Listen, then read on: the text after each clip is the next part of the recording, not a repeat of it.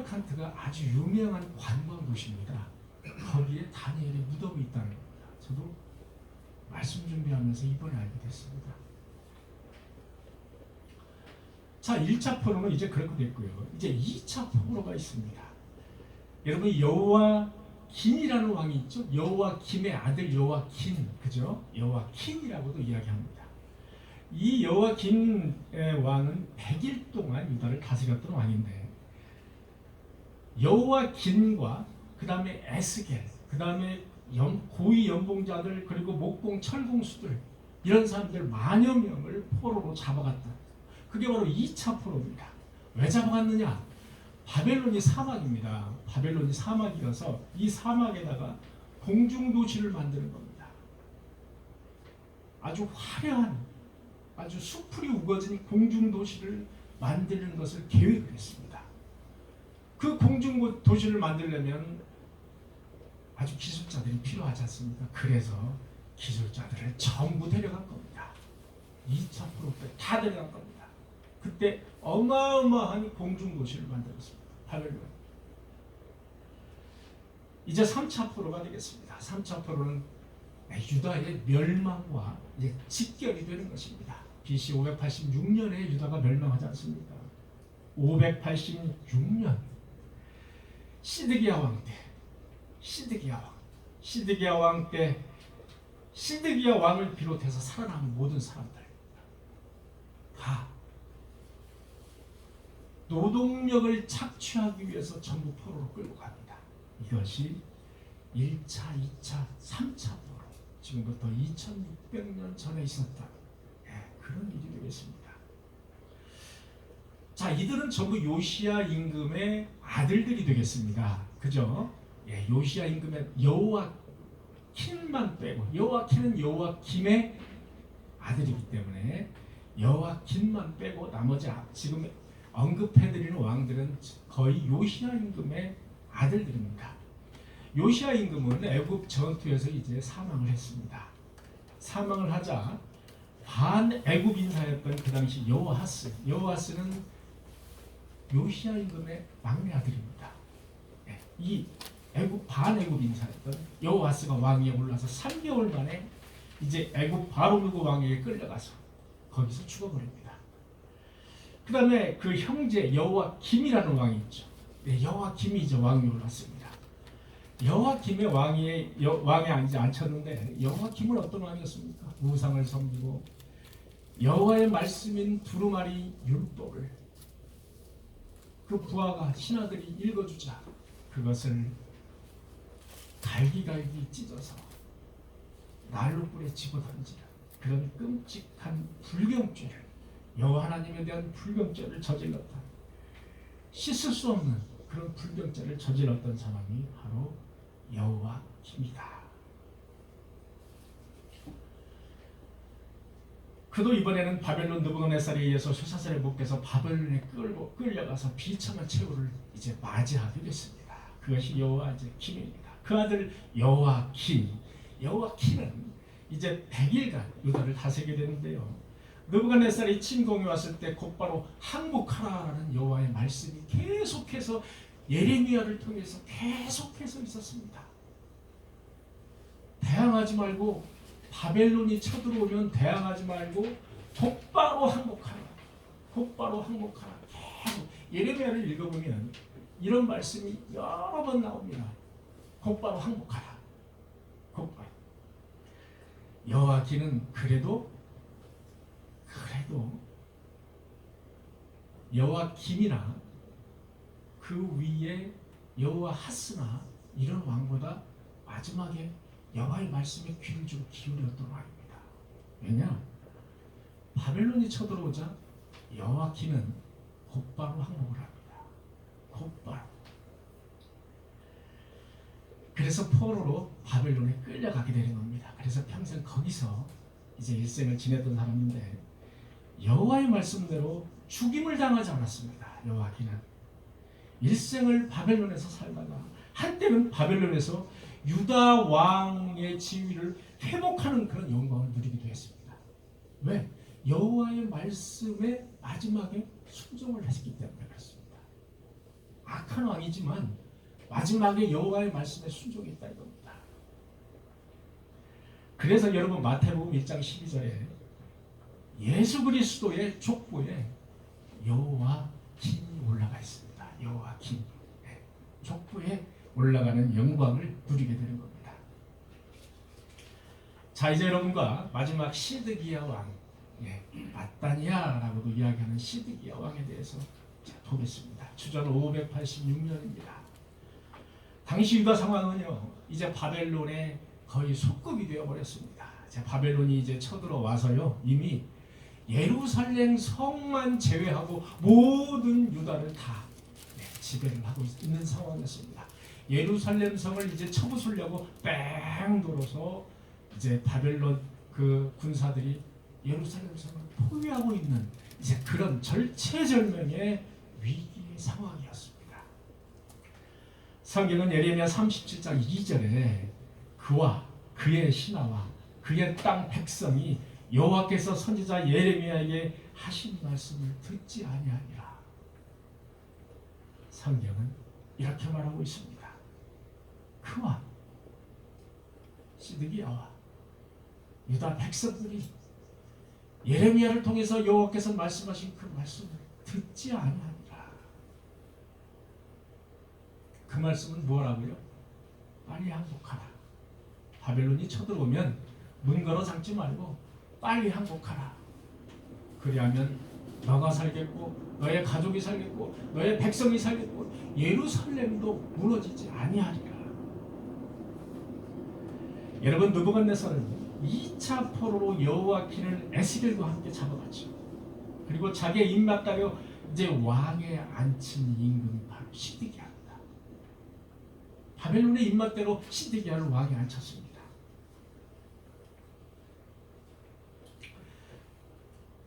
그래서 시드기야는 여호와킨은 이미 잡혀가서 바벨론에 살고 있고요. 여호와킨은 그 다음에 자기의 입맛대로 앉힌 시드기야가 여기에 이제 유다의 왕으로 있습니다. 자, 그럼 백성은 누구를 더 신뢰를 하겠습니까? 지금 바벨론의 입맛대로 앉힌 그 시드기야를 더 신뢰하지 않습니다. 백성들은 여호와킨, 포로로 잡혀간 여호와킨을 더 신뢰를 했습니다.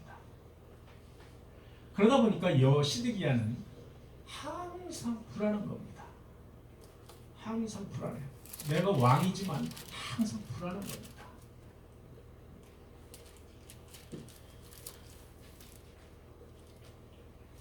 여러분, 예레미야 37장 3절을 보면 왕이 된 후에 시드기야는 예레미야에게 비밀리에 여호와께 기도 요청을 하는 장면이 나옵니다.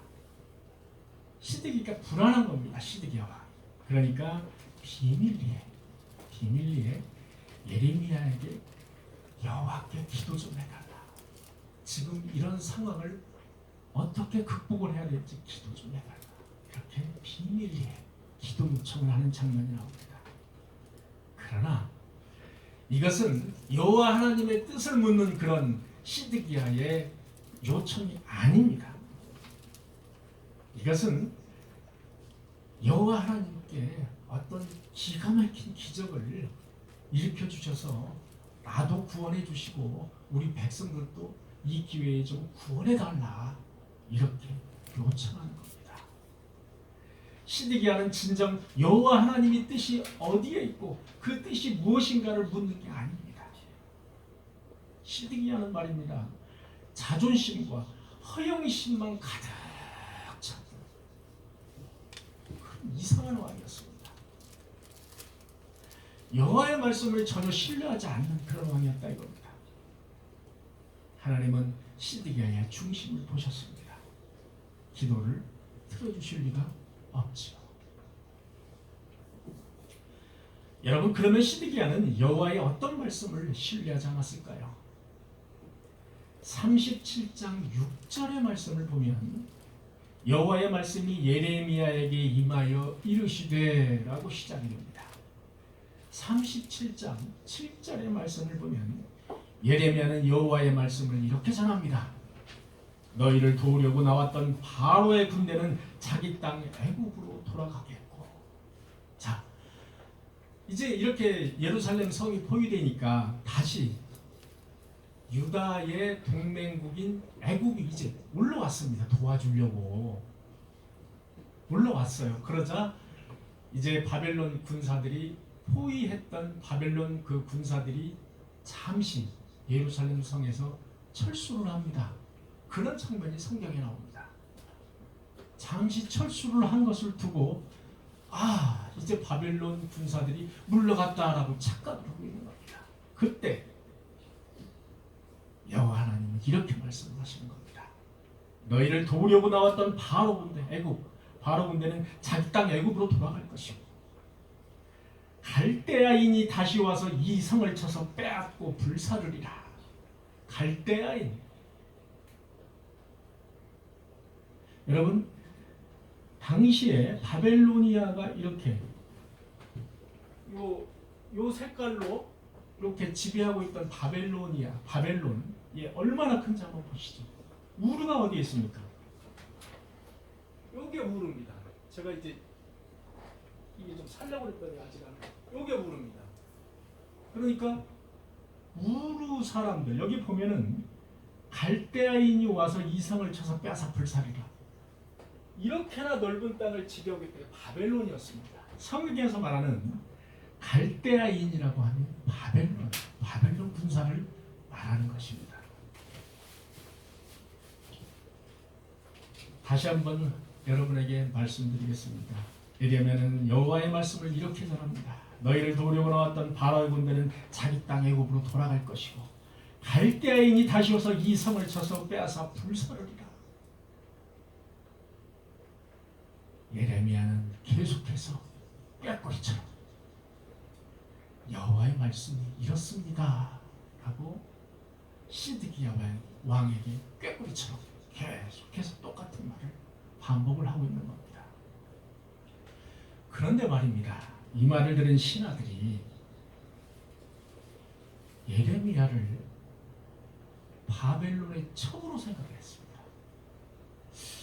저 예레미야가 아니 어떻게 입만 열면 저렇게 바벨론이 쳐들어와서 너희를 침략하고 너희를 불살할 건데 곧바로 항복하라는, 쳐들어와서 너희를 결국 정복할 것이라는 이런 바벨론에 대해서는 계속해서 이제 꾀꼬리처럼 이야기하는 겁니다. 그러니까 바벨론의 첩자구나 이렇게 생각을 했습니다. 그래서 신하들은 예레미야를 잡아 죽일 생각을 합니다. 여러분, 예레미야 37장 17절에 시드기야는 불안에 못 이겨서 바벨론 첩자 취급을 받는 예레미야를 비밀리에 왕국으로 부릅니다. 그래도 시드기야는 여호와 하나님을 약간은 의식을 했어요. 약간은 좀 두려워했다 이겁니다. 왜? 예레미야를 비밀리에, 왜 비밀리에 불렀겠습니까? 첩자라고 다들 이야기하니까 그거를 공개적으로 부르면 이상하게 생각을 하니까 비밀리에 불렀습니다. 왕국으로 비밀리에 불러서 여호와께로부터 받은 말씀이 있느냐? 네가 여호와께로부터 받은 말씀이 있느냐? 여러분, 왕이 예언자이자 선지자인 그 예레미야를 불러서 앉혀놓고 비밀리에 불러서 여호와께 받은 말씀이 있느냐? 그렇게 물어보는 그 장면을 한번 상상해 보시기 바랍니다. 불쌍해 죽겠죠. 얼마나 불쌍합니까? 자기가 물어보지도 못하는 거예요. 그랬더니 예레미야가 이렇게 이야기합니다. 여호와께로부터 받은 말씀이 있나이다. 왕이 바벨론의 왕의 손에 넘겨지리이다. 19절에는 바벨론의 왕이 와서 왕과 이 땅을 차지하지 아니하리라고 예언하는 왕의 선지자들이 이제 다 어디 있는가? 여러분, 이 구절을 보면 나라가 이제 극도로 어수선한 상황 아니겠습니까? 당시에도 예레미야를 비롯해서 많은 선지자들이 있었습니다. 내가 선지자다, 내가 여호와 하나님의 계시를 받았다라고 말하고 다니는 거짓 선지자들이 얼마나 판치고 다녔었는지를 알 수가 있는 대목이 바로 여기서 나오는 겁니다. 예레미야가 이렇게 얘기하는 겁니다.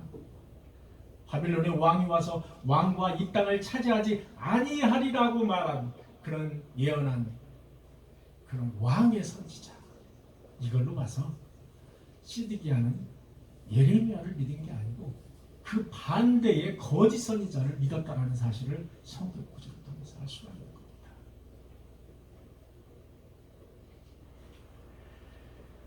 여러분들이 보시다시피 지금 나라를 어수선하게 만드는 그런 가짜 예언자, 가짜 선지자, 가짜 목자들, 사이비 목사들, 내가 성령님이라고 주장하는 가짜 목사들, 제가 이렇게 굳이 말로 하지 않아도 여러분들 얼마나 많은지, 제가 지금 이렇게 저렇게 읊으면 한 7, 8개의 대본이 나옵니다. 내가 성령님이야. 내가 태풍도 막을 수 있고 내가 태풍도 막았어. 나 이런 사람이야.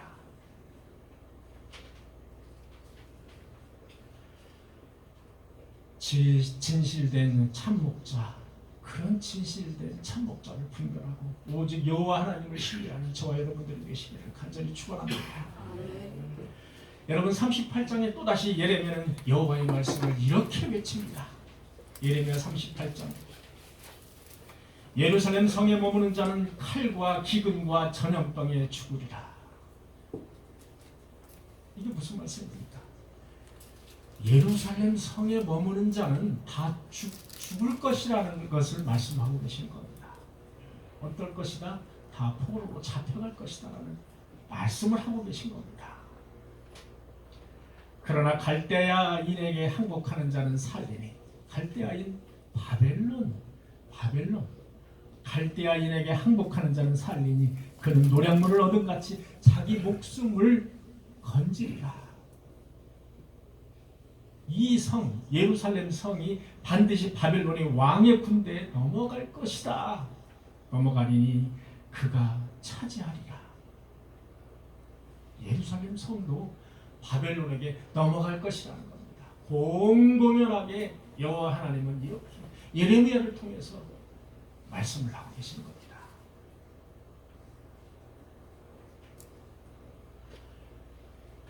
그러자 유다의 고관들이 왕에게 건의를 합니다. 38장 4절에 보면 이 사람이 백성의 평안을 구하지 아니하고 오직 재난을 구하오니 청하건대 이 사람을 죽이소서.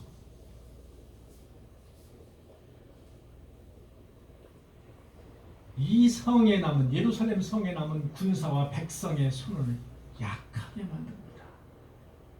그러니 이 사람을 죽이소서라고 왕에게 건의를 합니다. 예레미야를 죽이자는 겁니다. 그랬더니 시드기야가 뭐라고 말을 하느냐? 그가 이미 너희 손안에 있도다. 그가 이미 너의 손에나 있으니까 너희들 마음대로 해라 이겁니다. 시드기야는 예레미야의 목숨을 죽이려고 하는 신하의 손에 그냥 방임을 해버렸습니다. 그런데 말입니다. 14절을 읽어보니까 극도로 불안해진 시드기야가 두 번째이자 마지막으로 비밀리에 예레미야를 다시 부릅니다. 이렇게 이야기합니다. 내가 너에게 한 가지만 묻겠다. 숨기지 말고 대답해라. 15절을 보니까 내가 왕에게 권하여도 왕이 듣지 아니하실 것이고, 예레미야가 이제 하는 말입니다. 당신은 나를 죽일 것입니다. 16절 시드기야가 이렇게 말을 합니다. 우리에게 이 영혼을 지으신 여호와께서 살아계심을 두고 맹세하노니 내가 너를 죽이지 아니하겠노라. 여러분 성경을 쭉 읽다 보면 예레미야 선지자도 자기의 목숨을 이렇게 구걸하는 장면들이 여러 장면이 나옵니다. 왜? 예레미야도 사람입니까? 예레미야도 사람입니다. 자기 목숨을 좀 살려주십시오라고 하는 장면이 여러 번 나옵니다. 그 중에 하나가 또 여기입니다. 내가 이렇게 또 사실대로 말하면 당신이 나를 죽일 건데 나를 좀 살려주십시오. 이렇게 간접적으로 이야기하는 장면입니다. 그랬더니 시드기야가 내가 너의 목숨을 절대로 살려주겠다. 그러면서 우리에게 이 영혼을 지신 여호와라는 말씀을 합니다. 이걸로 봐서는 시드기야는 완전히 여호와를 믿지 않았던 여호와김이나 이제 이런 사람과는 좀 다르다. 그래도 여호와 하나님을 약간 좀 의식했던, 전적으로 신뢰는 안 했지만 약간 그래도 의식했다. 이 영혼을 지으신 여호와께서 살아계심을 두고 맹세한다고 했습니다. 여호와께서 살아계심을 두고 맹세하노니 내가 너를 죽이지 않겠다. 시드기야는 예레미야 생명을 내가 너를 구원해 줄 테니 사실대로 말해달라. 이렇게 이야기를 하는 겁니다. 그러나 시드기야는 여호와를 전적으로 신뢰하기보다는 여호와의 말씀이 나에게 어떻게 유리하게 변한 것이 있는가, 그 말을 듣기 위해서 예레미야를 부른 겁니다. 여호와의 말씀이 어떤 좀 변한 게 있는가, 이 나라가 이제 살 것이다라는 거, 내가 너를 당장 건지겠다는 거, 바벨론이 쳐들어오면 내가 바벨론 군사를 물리쳐 주겠다는 거, 어떤 이런 히스기야 때 그 기적이 나타난 것처럼 그런 여호와 하나님의 변화된 말씀이 있는가 하는 얄팍한 계산이 바로 깔려 있었던 것입니다. 그래서 예레미야를 두 번째이자 마지막으로 비밀리에 부르는 장면이 바로 여기서 나오는 겁니다. 17절에 보면 예레미야는 작심하면서 말을 합니다. 여호와가 시드기야에게 이르되, 만군의 하나님이신 이스라엘의 하나님 여호와께서 내가 만일 바벨론의 왕의 고관들에게 항복하면 내 생명은 살겠고 이 성이 불사름 당하지 아니하겠고 너와 네 가족이 살려니와 그렇지 아니하면 이 성이 갈대아인의 손에 넘어가리니 그들이 이 성을 불사르고 너는 그들의 손에 벗어나지 못하리라 하셨나이다.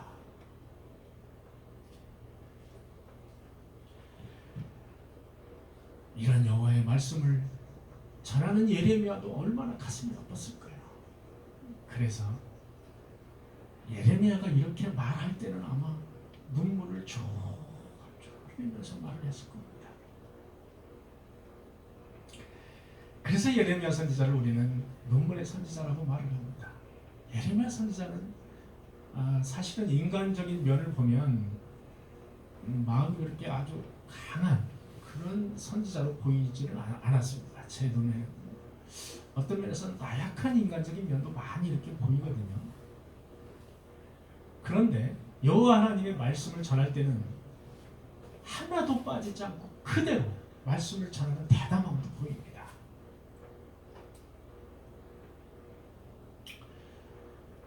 여호와 하나님은 시드기야에게 빨리 바벨론에게 항복하면 너의 생명을 건지리라. 누구처럼? 여호와킴처럼. 여호와킴 여러분 아시죠? 여호와킴의 아들 여호와킴은 지금 살아서 곧바로 항복을 했기 때문에 지금 살아서 바벨론에 가서 잘 살고 있는 겁니다. 여호와의 말씀을 마지막으로 들었기 때문에. 너가 빨리 바벨론에게 항복을 하면 너의 생명 산다. 그리고 예루살렘 성도 보호해준다. 그리고 너의 가족도 살려주겠다. 그리고 백성들도 살 수 있다. 하나님은 이렇게 말씀하시는 겁니다. 그런데 말입니다. 이미 여호와 하나님은 유다를 징계할 수단으로 바벨론을 이렇게 큰 민족으로 세우신 겁니다. 그를 도구 삼으셔서 악의 길로 가고 있는 유다를 징계하기로 이미 작정을 하신 겁니다. 그런데 시드기야가 마지막까지 여호와의 말을 다 듣고도 여호와의 말씀을 신뢰하지 않고 머뭇머뭇거리는 일, 그것은 무엇일까요? 왜 곧바로 여호와의 말씀을 듣지 않았을까요? 성경은 분명하게 말을 하고 있습니다. 다름 아닌 자존심, 왕의 체면, 그것 때문이었습니다. 하나님의 말씀보다, 여호와 하나님의 말씀보다 자신의 왕이라는 그 체면과 그 명예를 더 중시했던 시드기야. 19절에 시드기야가 예레미야에게 이르되 나는 갈대아인에게 항복한 유대인을 두려워하노라. 염려하건대 갈대아인이 나를 그들의 손에 넘기면 그들이 나를 조롱할까 하노라. 시드기야는 이걸 걱정했습니다. 나를 포로로 바벨론, 느부갓네살이 나를 포로로 바벨론으로 잡아가면 그 이미 잡혀간 그 유다 백성들이 바벨론에 얼마나 많이 있습니까? 그 유다 백성들이 나를 얼마나 조롱할까? 나를 얼마나 손가락질할까? 이거를 걱정했다는 겁니다. 다시 한번 제가 읽어볼까요? 시드기야가 예레미야에게 이르되 나는 갈대아인에게 항복한 유대인을 두려워하니라. 염려하건대 갈대아인이 나를 그들의 손에 넘기면 바벨론이 나를 그 잡혀간 유대인의 손에 나를 넘길 거 아니냐 이겁니다. 나를 넘기면 그들이 나를 조롱할까 염려하노라.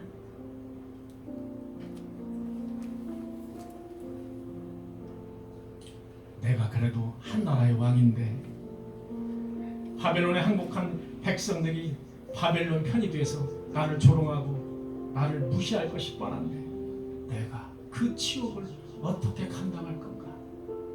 차라리 나는 여기서 죽어버리겠다. 죽는 게 낫겠다.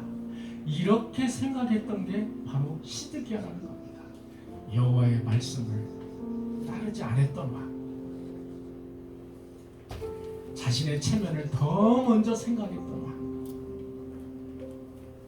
하나님이 나를 사랑하시고 동행하시고 나를 지키심을 확신하지 않았던 시드기야. 하나님은 택한 백성을 끝까지 사랑하시고 동행하시고 끝까지 구원의 길로 지켜주심을 믿으시는 저와 여러분들이 되시기를 간절히 축원합니다. 깨닫게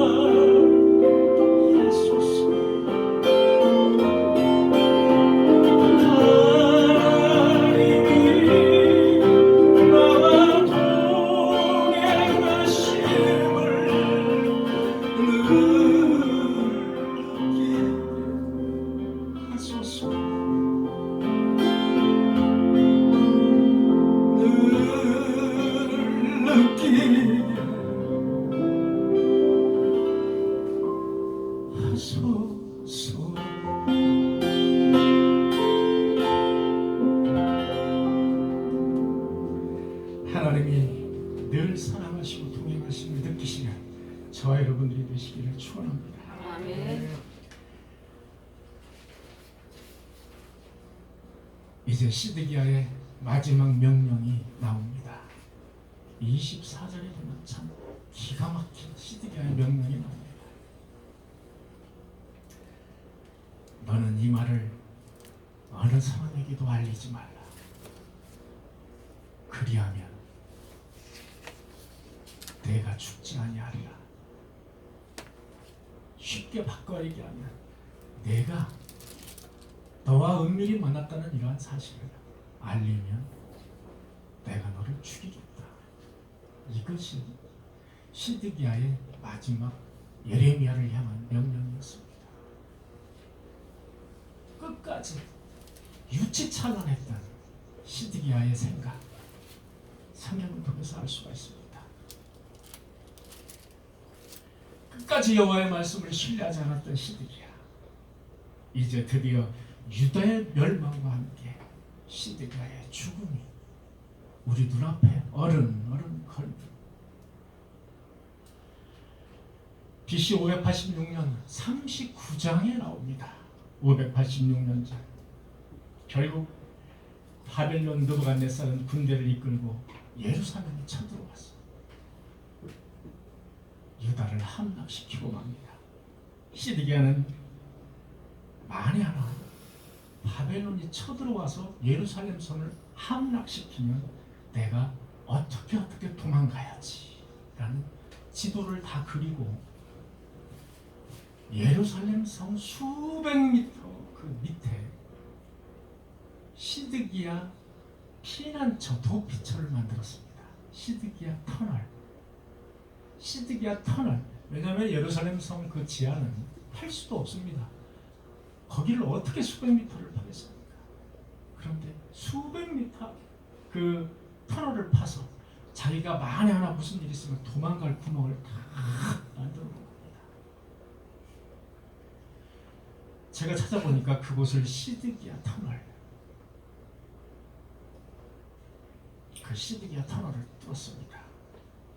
거기로 그는 도망쳤습니다. 왕이 도망치자 왕을 지키던 군사와 신하들 가만히 있겠습니까? 다 뿔뿔이 흩어져 있는 겁니다. 다 도망치는 겁니다. 시드기야도 도망가다가 여리고 평원이라는 곳에서 잡혔습니다. 느부갓네살은 림나라는 곳입니다. 림나에서 시드기야가 보는 눈앞에서 그의 아들 2명을 죽입니다. 자, 시드기야가 느부갓네살에 의해서 이제 잡히고, 느부갓네살은 시드기야를 신문하면서 그 자리에서 아들 2명을, 시드기야가 보는 눈앞에서 아들 2명을 죽입니다. 그리고 잡혔던 모든 귀족들을 다 무참히 죽여버립니다. 그리고 시드기야의 2눈을, 산채로 2눈을 빼버립니다. 우리 눈은 생각보다 잘 빠집니다. 잘 빠진다고 합니다. 여러분, 이제 병원에 가면 가끔 눈이 빠져가지고 오는 사람이 있다고 그래요. 뒤통수를 한 대 잘못 빵 쳤는데 눈알이 빠진다는 겁니다. 그런데 강제로 눈을 뺀다는 게 얼마나 괴로운 일이겠습니까? 시드기야의 2눈을 뺍니다. 그리고 쇠사슬로 묶어서 바벨론으로 옮기죠.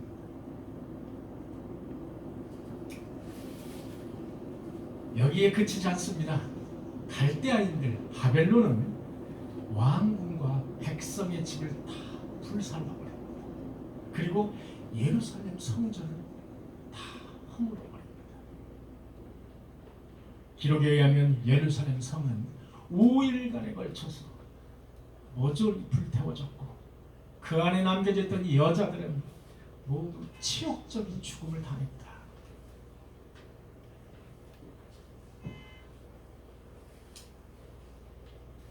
여호와 하나님께서는 이 유다의 멸망을 히스기야 때 경고를 이미 하십니다.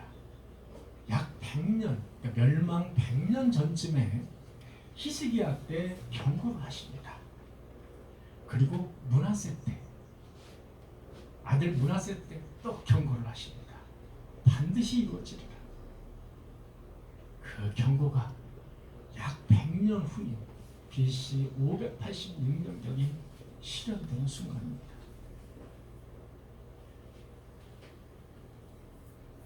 사랑하는 성도 여러분, 유다가 멸망했다고 해서 이게 끝이겠습니까? 여호와 하나님이 택한 백성이자 택한 민족, 유다가 멸망, 그것이 끝이 아닙니다. 여호와 하나님께서는 누차 이렇게 말씀을 하십니다. 70년 후에 내가 너희를 다시 회복시킬 것이다. 70년 동안 바벨론 포로로 가서 고생하고 있어라, 이렇게 말씀하시는 겁니다. 너희를 향한 나의 생각을 내가 안다. 너희를 향한 나의 생각을 내가 안다. 내가 너희를 얼마나 불쌍하게 생각하는지 나 스스로가 잘 알고 있다. 그것은 바로 평안이고 그것은 바로 재앙이 아니다. 희망이고 구원이다. 여호와께서는 유대민족에게 그렇게 위로를 하고 계십니다. 그렇게 비참하게 모든 것이 다 무너지고 모든 것이 다 끝난 것처럼 보이지만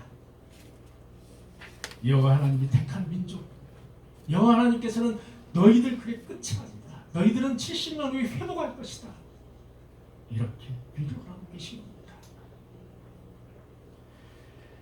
여러분과 오늘 함께 봉독한 말씀을 마지막으로 읽고 끝을 내겠습니다.